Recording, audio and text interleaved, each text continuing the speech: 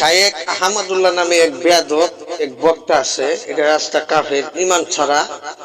এই কাফেরের বাচ্চা বললো কি, আল্লাহর নবীজির বয়স যখন দুনিয়াতে মানে সিরাতুন নবী হিসাবে আমাদের নবীজির বয়স যখন 40 বছর, এই বেয়াদবের বাচ্চা কাফেরে বলতেছে আল্লাহর নবীজি তখন নবুয়ত পায়া নবী হয়েছে, এর আগে উনি নবী ছিল না, এর আগে উনি সাধারণ মানুষ ছিল।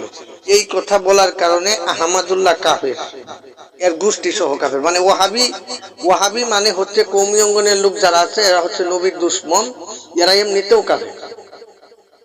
এদের ভিতরে নবী বিদ্বেষ থাকার কারণে এরা কাফের। এখন ওই মির্জা গোলাম কাদিয়ানি ছিল, ওনা কিন্তু লেখাপড়া কম ছিল না। মির্জা গোলাম কাদিয়ানি দেহবন্দ মাদ্রাসা থেকে বড় আলেম ছিল ওই জামানার একজন।